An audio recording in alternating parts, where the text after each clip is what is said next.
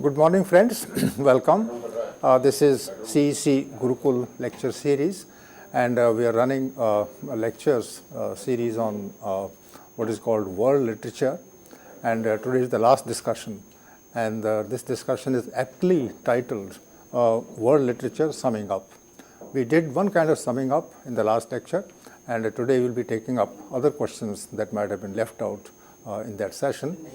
And for today's discussion, we have Dr. Richa Bajaj, who teaches English literature in Hindu College, Delhi University, and she is an expert on Indian writing, on literary theory, and now she has also put up great, good points regarding literature at the world level. And by world literature, what I mean is that literature which has a different identity. It's not subject to what can be called, specific language or country literatures. It's not country specific. This point was made earlier also, and today we can focus on this. There is a difference, for instance, between English literature, Indian literature, Hindi literature, English literature, French literature, German literature. But then there might be something in these literatures, particularly in our time, that makes them a part of the larger category called world literature. This is the assumption with which we worked in the series, and I'm sure that this would have appealed as some kind of an entity which is significant in its own sense, which has its own character, which appeals at the level of the world, and which in fact offers a vision of an undivided, in fact indivisible humanity. And that expresses itself through different languages, through different cultures, through different regions, through different approaches and outlooks, because finally what is important for us is being human, is being united and integrated in our lives.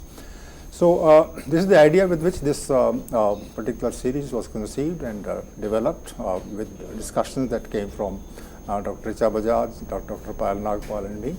And today, in the final summing up that we do, we'll be taking up specific questions on the category of world literature.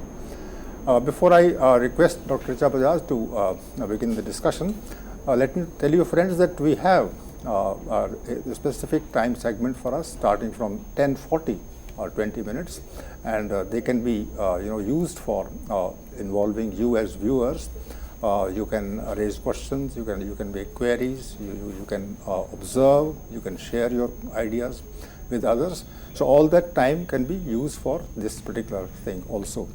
And for the discussion with you, where you are also a participant, we have a toll-free number. You can ring us up on that number. It is 1-800-110-430. I repeat, you can approach us with your suggestions, with your comments, with your you can raise questions on this toll-free number, which is 1-800-110-430.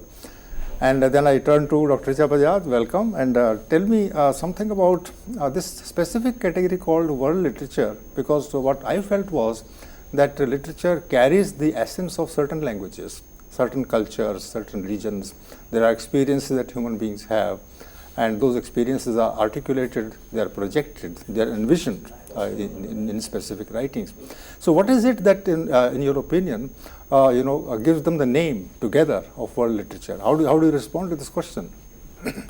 I think world literature is, we look at it as a category, we call it world literature because we are trying to look at them as one homogenized unit, which it is not. You are right there that it is not to say that there's a kind of unity that they all have. They actually don't intend to, and if they intended for to write in some kind of unity, in unison with some, in fact, even if they consciously wrote vis-a-vis a particular ideology or a set of principles, I think they cease to be literature in that sense, or at least genuine literature. That I'd say is one which carries the essence of one's culture, one's times, one's history, how people live, how they feel, and at whatever level then they come together. I think it is critics, scholars, and people like us, teachers and just thinkers, who try to find a kind of a unified sensibility in all these literatures. But writers as such, I don't think mean to follow a particular trend, a writer in, in that sense. So they are treading a path which is in fact very lonely in many cases. They are following their heart, and in fact they are mostly, these writers are mostly they are shut in their rooms when they write, and they keep on writing. In fact, I'm reminded of what Orhan Pamuk said, said something of this sort, let me just tell you what he says about the writing experience, and then perhaps we can take it further and discuss at length what world literature means, and come to world literature, because of course Pamuk in his Nobel Prize speech in 2006 actually said that I write because I have an innate need to write, and he says, and that's something that that one has to remember, that writers don't write for say the readers also, I'd say, or for the world to know or to believe in certain ideas or to etc. They write because they feel this kind of urgency and the urge to express what they are feeling. In fact, Pamuk goes on to say that I write because I am angry at all of you. I write, and that's the idea. He says, I write because I'm angry at all of you, and I write because how do you agree with him when he says I write for all of you, and you still say that he's writing about himself? He's writing to all. He's addressing all those people. So I think others come in any case. Yes, but he's expressing his anger, and he says I write because I am angry at all of you, angry at everyone. Yeah, and also I write because I love sitting in a room all day writing, and I write because I can only partake in real life by changing it. Well, this is actually the paradox. Right. The paradox is that the person is keeping other people in mind and is writing oneself. So writing as an act belongs to the individual, but what is written about is the world outside the room. That's right. So that's the kind of paradox you're talking about. Yes, that is exactly what I'm talking about, that the writer does not even, so obviously it is an anger which is directed at somebody. It is an anger which is directed at certain wrongs in society, and even if it is not against somebody, then it is at the wrongs in society or things which are not going right, or which he feels strongly about. So also writing as a practice where writer expresses or registers his protest and anger, that is also something which is a world literature phenomena, which is the 20th century phenomena. You see, we are dealing with world literature not of any other centuries but the 20th century, and we have gone on to also include writers who may be writing in the 21st century. So we are looking at very recent times in history, and therefore our view would also be hindered, because we don't have that vantage point. When we speak of other centuries, then we somehow are distanced. But here we are living the reality that we are speaking of, just as the writers here are expressing what they feel in the moment, and in that sense we are looking at and when we say we are writing about a recent history, then it's really a mishmash of many things. Then things are not looked at with any kind of clarity. So 20th century literature is a recent phenomena for us also to discuss. Are you suggesting that we are today writing about us, and today we belong to the world, and the trend started somewhere in the 20th century? It doesn't exist before that. Are you saying that? Sorry? Let me repeat. What I'm saying is that you seem to be making a category of writing which belongs to the 20th century. So the world literature, so far as you are concerned, started appearing on the scene in the 20th century. Before that, what kind of literature did writers write? I'm not saying that world literature did not. See, the category of world literature comes into being when critics decide to put into place. So there are two things. One, that we have consciously put in together all these literatures of the world, and we call it, we give it a canon and give it an umbrella term called world literature. And the second thing is that they actually share certain attributes that can unify them in and bring them in under this one category called world literature. Now these are the two things. So first is of course for our own our understanding and a better understanding of the thing. But yes, if we are to speak of world literature, literature that carries certain basic attributes, then I think what we need to remember is that world literature of the 20th century is marked by violence, and violence that exists, that is seen in, that exists in what diverse manifestations. You know, violence which has many incarnations, in fact, which is both of the physical kind and also the psychological kind. We will come to this question maybe later, but at one point you say that world literature is the creation of critics. The critics started using an umbrella term, and that's how world literature started.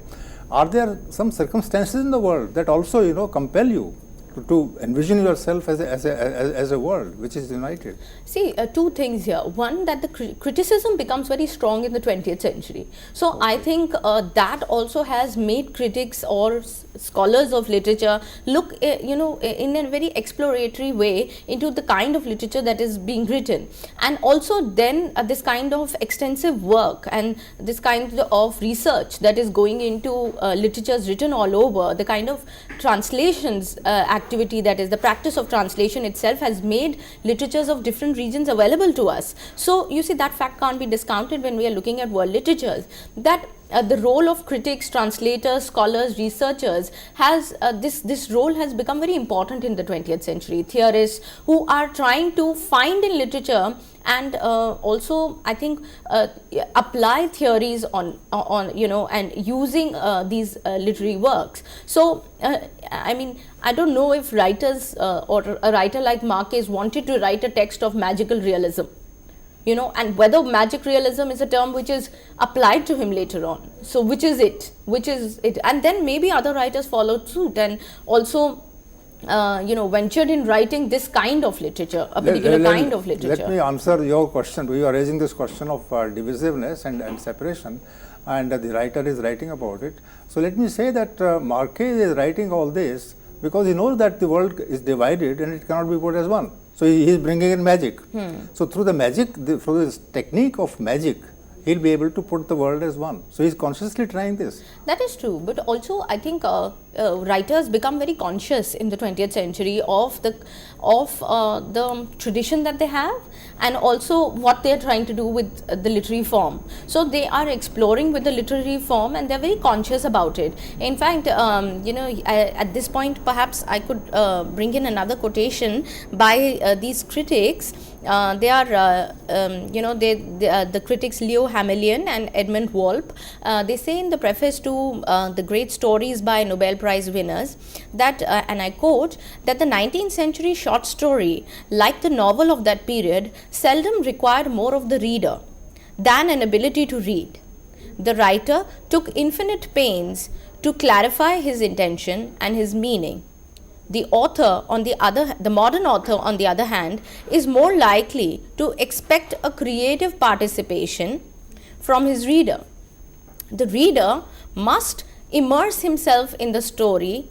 He must be sensitive to the subtle touches through which the atmosphere and setting are developed, to the skillfully handled symbols through which character and significance of action are revealed.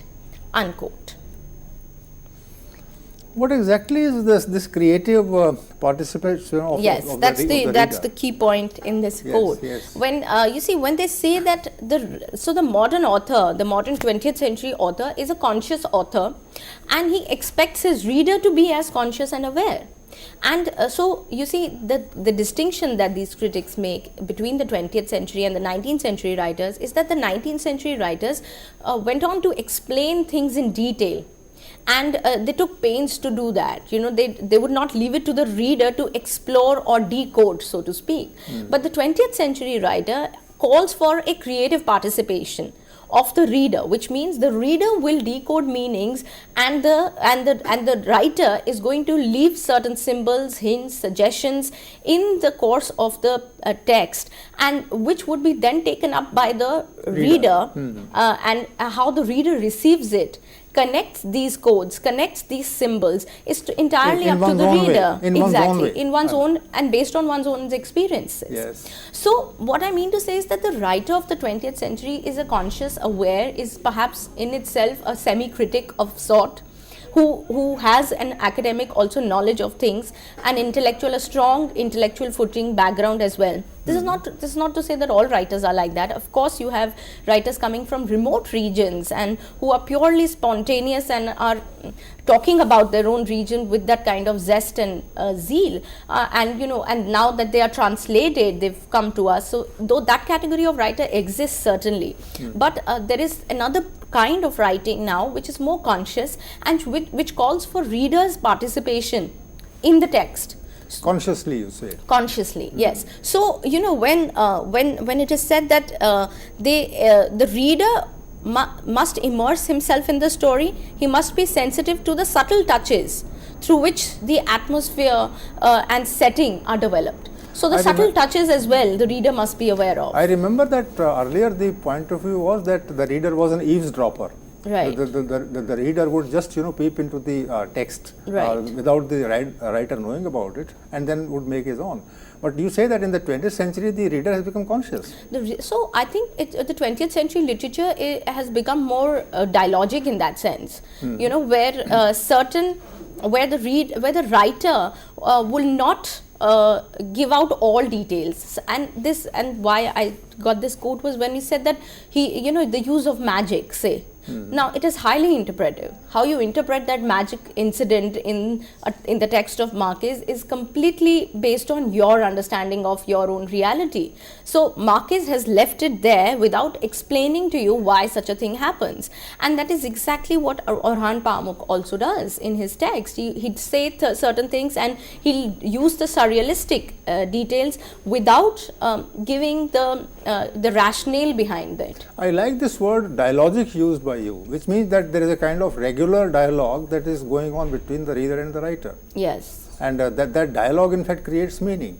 So the meaning is not there in the text as such. It is coded, yes. But then these codes are deciphered by the reader at one's own level, and then a dialogue happens. Yes. Also because I think the writer is very conscious that what he says cannot be the final meaning. And it cannot be the ultimate meaning. So he doesn't appear, or he or she, the writer, is a self-conscious person in the 20th century because of so much of exposure, research, criticism, theory, practice that is available, that extensive work and the grounding that literature has got because of criticism. I think that is a contribution of criticism to literature, because till the 19th century criticism wasn't as strong or was not considered to be the mainstay of literature. But today theory and criticism, whether we talk of literary theory or we speak of literary criticism, they in a way have become very strong grounds on which literary texts, writers and readers both engage in the practice of literature as a serious activity. Would you say that in the 20th century the reader has been empowered? Yes. The reader now has an access to knowledge, and this knowledge is going to use to lead his own life. I'd like to say that in the 20th century both the writer and the reader has been empowered. Why they both have been empowered, in fact. That the writer has got that kind of exposure and has a particular kind of a cultural knowledge, and therefore puts it into use, and is conscious that he or she may not be saying and this can't be treated as the final truth. And actually, if I could just point out one quote from Harold Pinter on this. It's very interesting, in fact, when he says that when he says in his speech, which is titled Writing for the Theatre in 1962, Harold Pinter says, and he's talking to, it's a kind of a lecture he's giving to students, and he says that I'm speaking with some reluctance, knowing that there are at least 24 possible aspects of any single statement. Oh, really? That's interesting. Yeah. That there is one statement and it can be interpreted in 24 different ways. So he says, I'm speaking with some reluctance, knowing that there are at least 24 possible aspects of any single statement. Why 24? Why not 25? Yeah, that what he just randomly says so. Yes, but yes. the idea is that the writer is conscious that of the aspects that a statement that I make today can be interpreted and can have 24 aspects about it. Also, writers, I think, have become very self-conscious also vis-a-vis the use of language. You know, in that sense, when they're using a language, then they know the subtleties of language, they know that language, the difficulties of expressing through a language, and at the same time, how they can be misrepresented or how words can misrepresent their meaning. In that sense. Well, there is something that is occurring to me as you talk, and your talk is that way very suggestive regarding the world in which we all live. That from 19th century onwards, when this kind of a trend started happening of unifying the world, of the reader taking active interest in interpreting literature, the writer also becoming conscious of one's duties, all these things happen in the 19th and 20th centuries. In other lectures and the previous discussion, we also went into the question of capitalism. The capitalism of the 19th century onwards that gave a sense of worth, a sense of anger, a sense of participation, a sense of collectivity to the reader. Ordinary people, became subjects of literature, which was not the case earlier, way back. So maybe this capitalist kind of a trend that started in the 19th century in a big way, the machine production and all those things, this started uniting the world. At the level of the market. At the level of the market, at the level of resources, raw materials from weaker countries, finished goods in the stronger countries, and that kind of market, as you point out, that connecting them in a different manner. So the world, in the 19th century onwards is going towards oneness, towards a kind of integrity, and that might be reflected. I'm just putting the thing completely upside down. That kind of unified reality which is there at the capitalist level, that now is being captured by the writer. And the writer is not talking to England or France or India just like that, but to the whole world, because production has become that way internationalized. Suppose one says that, how do you respond to it? I think, yes, production in a way, obviously the ripple effect could be seen even in the 19th century and how it affected lives of people and how they lived, how their everyday life changed because of production. I think in the 19th century it was a new phenomenon, it was a jolt to the life of the times, and therefore writers registered that kind of jolt and that kind of disillusionment as well that you see in Charles Dickens, say, and others. But as you move to the 20th century, there is largely an acceptance of production, there is an acceptance of market and its values, and then the two world wars that come into being, and then because of market capitalism, as you call it, and imperialist ventures that become more ambitious with time, I think led to these two wars in the 20th century, and people largely realized that production, industrialization was inevitable, and also in the sense that some writers perhaps wanted to return to a kind of a primitive state, but I think mostly writers accepted it as a part of their lives, something that they cannot, it became a kind of a necessary evil for them, perhaps, that it's a part of their routine. Now they are a part of this production cycle, they are salesmen, they are at bankers, they're at different positions, so they become a part of this rut, a rut that they can't really move out of, and it's a kind of a vicious cycle then, and also the alternative doesn't appeal to them at this situation. And finally, I think with after the two world wars, the division of the world into camps, such as in the Cold War between the two camps, the USSR camp and the USA camp, this tension actually was carried forward to different countries. You had to ideologically adhere to one thing and reject another, and that kind of compulsion came to writers as well. Writers also felt this compulsion to whether they should be patriotic and nationalistic and adhere to the ideology of their country, or to what they feel and what they feel one with. So that became a kind of a problem in that period, in the post World War periods, during the Cold War periods.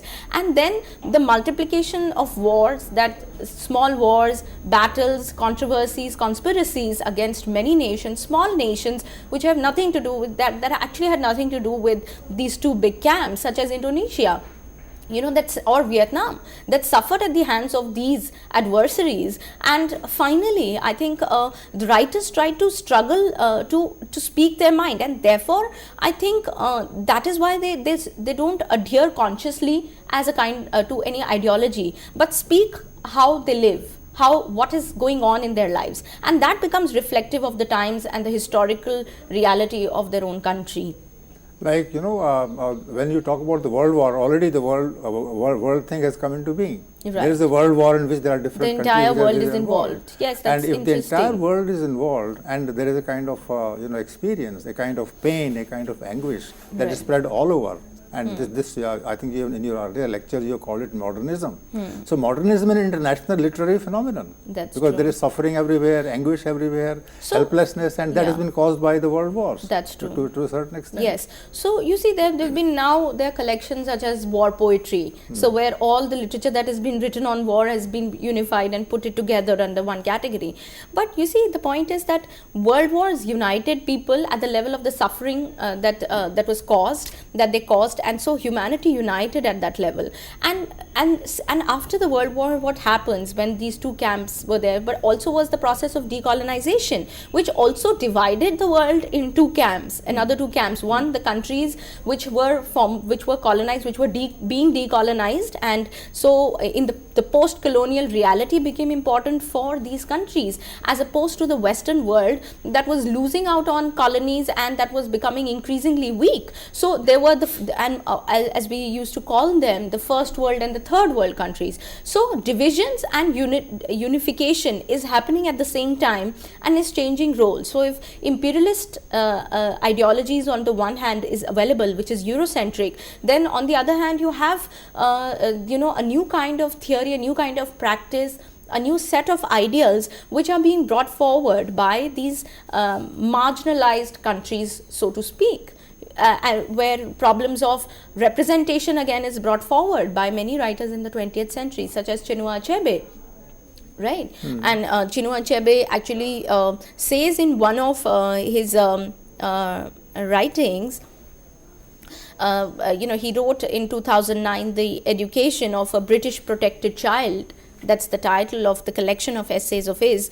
And he says in that work, all my life I have had to take account of the million differences between the Nigerian culture into which I was born and the domineering Western style that infiltrated and then invaded it, unquote. So you say this is the kind of distortions that have that actually mark the lives of many decolonized countries, that they had to constantly struggle, they had to constantly battle and fight the domineering Western education and culture as opposed to their native one, and they could they ill fit in both finally, just as Chinua Achebe did. But this also started a movement of hitting back at the empire and answering them, and also representing one's own culture in one's own language, or by using the dialects of the language when one is using the colonizers' language, as Chinua Achebe does in Things Fall Apart. So I think divisions happen, newer divisions take place, and newer forms of unification or integration actually take place in the 20th century. No, there is a query now that I would like to make regarding your choice, because you have been talking about different countries in this series. So which particular literature did appeal to you the best, if there is any? Tell me. I think because of its urgency and its closeness to our own time, I was deeply impressed by literature of the Arab Spring. I was deeply impressed by Syrian poetry, which is written by say Maram al-Masri, and that actually spoke of the violence and the battles that are still happening while we lead normal, supposedly normalized What lives. is it in this literature, in this writing, that the Arab Spring, as you call it, that appealed to you? The the struggle of the people and the intensity of violence that they face, and this is not the kind of war like the Vietnam War, say, which was also being telecast. So it was one of those television wars that you could see scenes of violence coming up. Iraq had been the same way. So you see so much, but at the end of the day, what I realized was it is also a kind of a facade. So even as social media is able to penetrate into the lives of these people, there is still so much out there that is not given to us, or is distorted facts, or a reality which is distorted. So to uncover the realness about it becomes a real it's a challenge for any reader to, or anybody witnessing the events in what is happening today in Syria, that how people are living. You actually never know, because there are so many layers of reality that are given to you, and so many fake kind of realities which are present today, that you actually don't know where truth is. And you see identical things in India as an Indian reader, as an Indian thinker. Yes, of course. You always relate, the Syrian developments, the Iraqi developments, the Vietnamese developments with the ones that you face directly in India. Right. Yes, that is true. So that is what appeals, in these literatures to you as a citizen of India. Yes, that is true. In that sense, that is there. The kind of the forms of violence that you see, and the insensitivity of the entire regime or of imperialist agencies that you see, that those that becomes that drives home the point that the relevance of humanism today is very much there. You're an admirer of this writers of the writer of 100 Years of Solitude, Marquez. What is it that draws you towards his writing? I think it's a Latin American experience. It's an experience of violence. It's an experience of some kind of urge to become free oneself. Marquez's representation of violence is not the kind of violence that you witness in Syrian poetry, etc. Marquez does not, in fact, overtly talk about that kind of deaths or that kind of grisly details that you'd see elsewhere that shock you. But Marquez is a very gripping writer one. So why? Why is he gripping? Because he builds a world for you, and which is he builds a world for you which is highly suggestive in nature, which is symbolic as well of things that he wishes to say, and where I think what is there, what attached me to or drew me towards Marquez was this kind of resilience of characters, this kind of dynamism of life, and this kind of people who never give up and who continue to live despite tragedies that take place around them. So there is this kind of there is a lot of human element in Marquez, and a very strong human potential in Marquez, despite things crumbling away around in the text. We can relate to those characters as human beings? Yes, of course. Yes. We can put ourselves in their shoes and start feeling like them. Right. And we start looking for answers to our own problems with the help of Marquez and his realistic depiction. That is certainly the case, you see. And at some places, of course, it doesn't make sense wherever which are those places? Tell me. Like for instance, a character just gets up one day and opens the window and flies away. Things like that, and things such as pots moving on their own. All those depictions, of course, that we can't relate to. Also, there is a sense in Marquez, this kind of madness and zeal of people, the passion of characters such as Jose Arcadio in 100 Years, the sheer passion of the man to find some route to come to civilization, that passion, it's something which is very positive and it rubs off on you. But you see, again, it's very tragic because the novel ends with everybody's death and things wiping off. But I don't think one feels yet helpless in Marquez. What is it in Marquez that doesn't allow you to be helpless? I think that there's a sense of going on, as I said, there's resilience, one after the other, one is replaced by the other. So in a way suggesting that the movement continues even when, so in fact towards the end everything is wiped off. The text tells that as soon as they read this last page, everybody is going to die. So there is this sense of apocalypse, in fact, which is there. And yet that these characters have lived on. So it's as if in your mind those characters are still living on. So even when they have died there. So I think the idea that Marquez wishes to suggest here is that individuals are always replaced, but movements are not replaced. Movements carry on. That's a great statement to make. In the 20th century. Yes. Could you elaborate it if? So you see, there's individual effort. Movements continue, individuals disappear. Individuals are replaced. They are replaced. Right. So and that's the sense that you get, when Marquez, in fact, the very idea that Marquez, all the characters are have repeated names of their fathers, grandfathers, uncles. So all characters in 100 Years of Solitude will actually have names of one another. So to an extent that you will be confused, okay, which Jose Arcadio are we talking about? Also, then there's a kind of a recognition that it doesn't matter.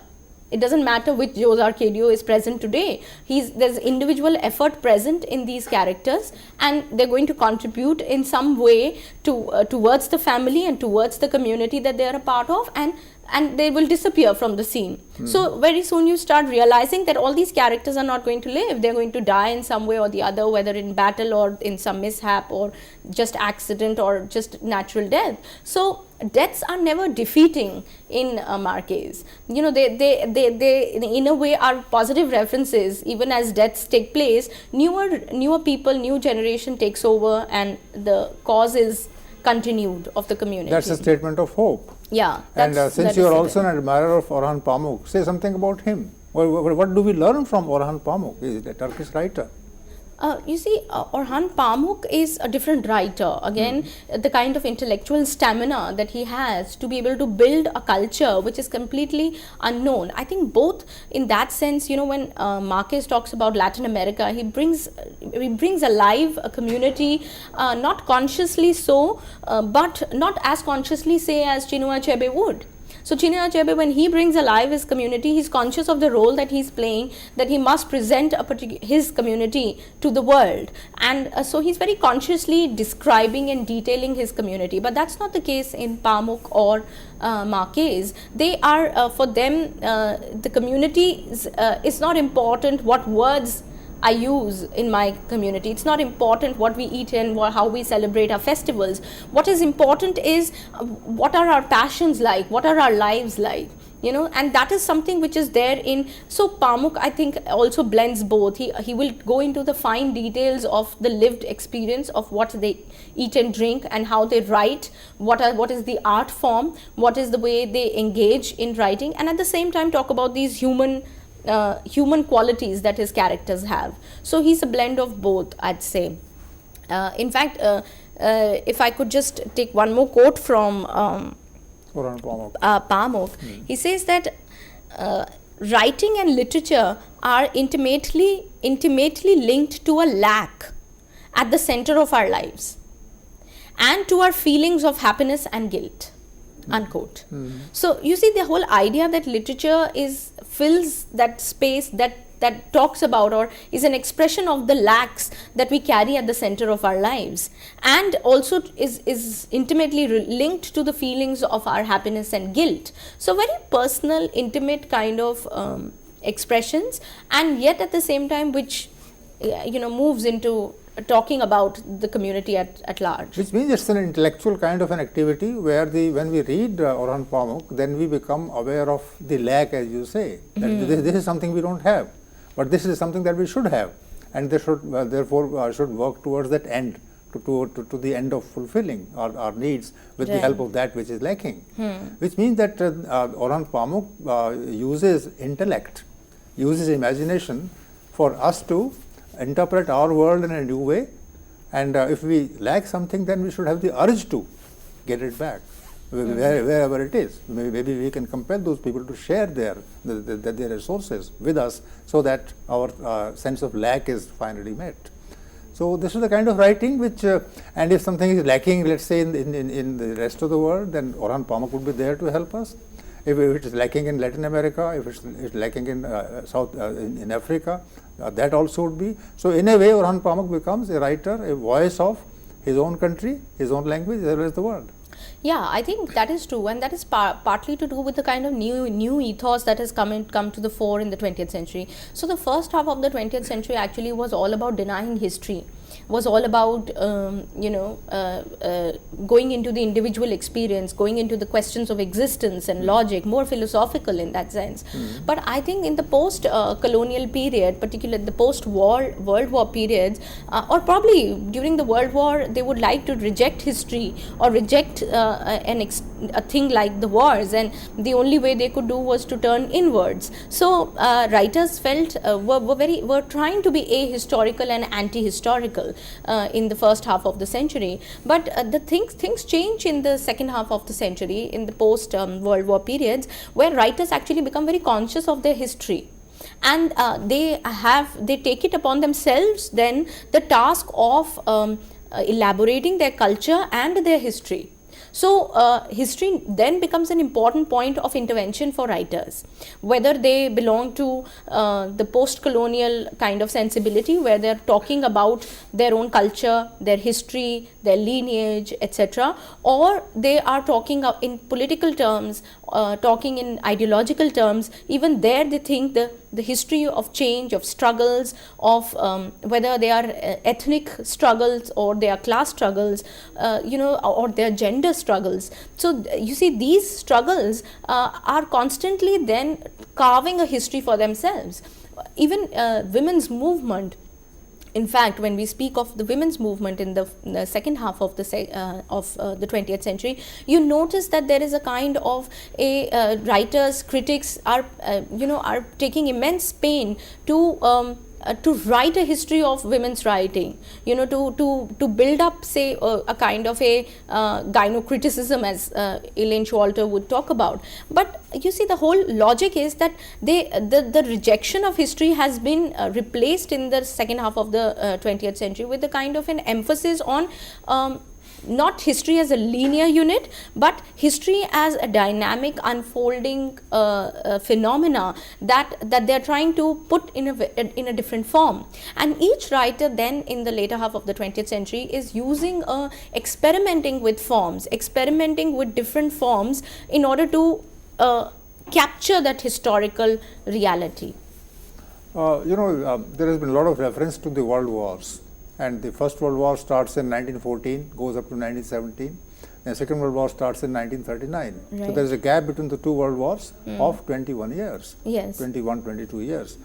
And I believe, maybe you would agree or whatever, tell me, I believe that the World War First actually continued into the World War Second, and that most period of the war was actually a very violent period for the 20th century. After that, after the Second World War, colonialism of a kind ended. And as you rightly point out, the post-colonialism came into being. And that is the mother of theories, because most theories appear in the 1950s and 60s and later. Before that, there are no theories. They are they're in very rudimentary form. So is that the case? That now the world is looking at itself from the point of view of the common masses who have suffered the violence of the two wars, and now they would have the ideas to counter the horrifying reality that is unfolding before their eyes. How do you talk about this emergence of theory?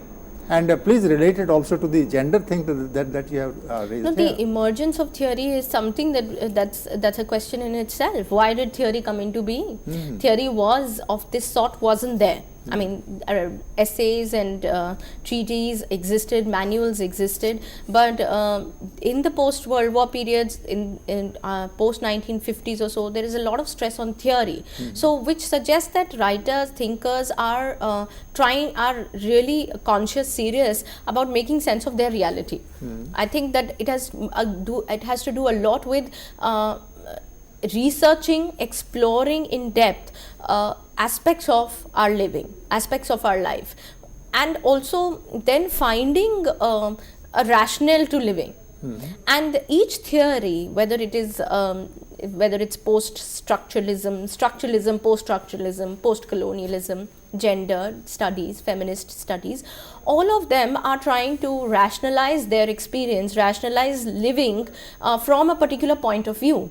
Suddenly, point of view becomes very important in post-World War period. Also, this has to do with the Cold War situation, because the world is divided into camps. And why are they divided? They are divided on ideology. They are just divided on how to live life, right? So if the USSR says the socialist model is how we are going to live, USA says no, the capitalist model is how we are going to live. So the idea is obviously about market, about wealth, about resources, control, but at the same time it's a way of life that they are choosing, and they are forcing the entire world then to choose between the two camps. And with this as a background, I think theory emerges as alternatives to these camps, and then tries to bring in another point of view or points of views, that we are going to look at the world from a feminist point of view now, we are going to look at the world from caste point of view, we are going to look at the world from the post-structuralist point of view. Well, all of you who are trying to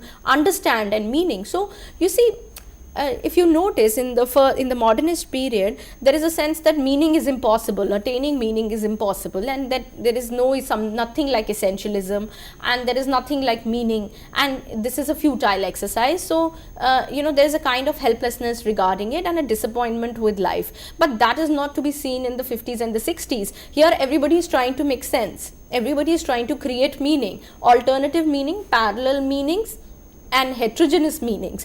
So they are not rejecting meaning, they're not saying meaning is possible. In fact, they start questioning, they've become very suspicious of a theory that says, well, meaning is not possible. So something like deconstruction can no more say that meaning is not possible, they say multiple meanings are possible. So you see, there is this stress on finding meaning and finding essence, and which I think is a positive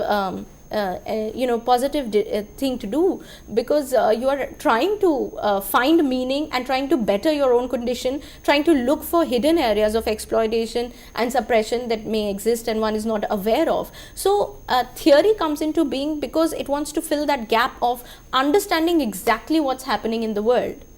And after the world wars, it becomes increasingly so, because the dominant view is now looked at very suspiciously by subaltern views, the several subaltern views that exist. And most of these theories, feminist, post-structuralist, they will begin their point of entry. Their point of entry will be a marginalized subject or a subaltern subject, or aporias or silences of texts. So in a way, the mainstream view which caused wars is looked at very suspiciously in the post-World War periods. I think that's a very good answer, in the sense, that now theory is being used positively by people, by writers, and writers, present their point of view, the word that you used, with the audience. The audience have their own point of view, and the two points of view clash, and literary reading becomes a very important venture. This is the point that is made in the course of the 20th century as literature emerged. The last question that I would like to raise, and for you to briefly answer, because there is constraint of time now, is regarding this rise in the women's movements all over the world, and that this is reflected in literature, and this is uniting women across a country's borders. Now, an Indian woman is as much sympathetic with the woman in the African countries, African continent, or Latin America or elsewhere. and this women are standing up as a threat to the existing, lifelessness, or you can call it sense of futility, and that they want to assert, and that this assertion is actually making this world, into a kind of significant entity. So how do you? I think women writing has become irreverent in the 20th century, and then I noticed that particularly when I did the lecture on Latin American women writers, and there I noticed that they had become liberated and they had become irreverent towards everything that was considered to be nothing is sacred for them. Nothing is holy for them. Right. They are for the reality. Yeah. So they did not consider the sacred as sacred. They would not even consider aspects of morality as a sanctified thing. For them, in fact, they would look down upon them, and they find alternative. So in a way, the suppression, I think, has given rise to this kind of burst in women's writing of what they desire and how they wish to be represented. So women's movement in the 20th century is a very important kind of a development in world literature, I'd say. Something that only could be found in specks here and there is something which has come out in full-fledged form in this particular period in the 20th century. And this also, you see, because women realize, again, as I said, one of the subaltern, movements, as one of the subaltern movements, they realize that they have always had much to lose in all ventures, whether that be market or family in that sense. So women's writing has become, I think, largely very open in that sense, and without taking tradition into account. So that they're deliberately rejecting tradition, which may filter in men's writing as a part of their history. They would like to reject it and register their dissent against this kind of writing that has been written till date. Are they emerging as a threat to male domination in the modern world? Yes, I think so. They are emerging as a threat to male domination. The first thing is that in the 20th century, women realize that there is male domination, and that is not natural. That is not something that is given. So that must change. So in that sense, I think the modern sensibility of the modern women of the 20th century and in the current period, this sensibility is largely focused on the self and also making the self strong, so to be able to and then finding unity with other women. So these and yet they're also conscious of preserving their identities, their ethnicities, etc. So you see, and certain, of course, distortions take place because one way is preferred over the other by different groups, and and when they turn academic, like criticism, when it turns very academic, then it loses hold of reality, and when it goes too much into reality, then it loses the larger paradigm, the view of the world, So I think that problem, it exists in women's movement today. Now at the end of the discussion, just 4 sentences on the entire world literature that you have covered. So world literature, I think, of the 20th century, it has has violence at its center, as I said earlier, that exists in many forms, which is also in that sense, whether it is communal or it is at the level of countries. So that kind of violence you see in different forms and different manifestations, physical and also psychological. Writers, in fact, try to turn into the inner psyche, try to bring out that aspect of reality. So that is one point. Second is that the writer is a self-conscious writer in the 20th century, and the reader is also is not a passive unit, is a creative recipient, or you could say a participant in the act of reading. So both reader and writer together make a meaning of the text, and that is why I think the writer is also a kind of a critic. So it's a self-conscious, aware and writer of the 20th century. At the same time, this kind of writer can no more choose to remain apolitical or ahistorical. I think the movement in the second half of the century is towards recognizing a set of principles that one adheres to, and taking a position also on aspects of our life. So the writer is aware, not just self-aware, but also aware of one's surrounding, and is conscious of the choices that one is making. So is political, is also being historical, and also trying to project reality from that particular point of view. So historical, political, self-conscious, aware of insensitivities and violent happenings in our time, and also what I could take a quote from Octavio Paz. Can we? You have the problem. So you could, I think, sum it up in one sentence, maybe. Okay, all right. Just one line. He says, there can be no poetry without history, but poetry has no other mission than to transmute history. That's a good note on which to end the series. Friends, I'm sure that in this series you have come to terms with literature that is coming up in the name of world literature, and there are certain conclusions. All the conclusions that Dr. Richa Bajaj made, they are open-ended. You can still think about them. You can make your own conclusions, your own lessons from them. And I hope you have enjoyed this entire series. And today is the last lecture. So I say kind of goodbye to you, and we'll be there to discuss other areas of literature from next time onwards. Thank you, and thank you, Dr. Richa Bajaj. Thank you.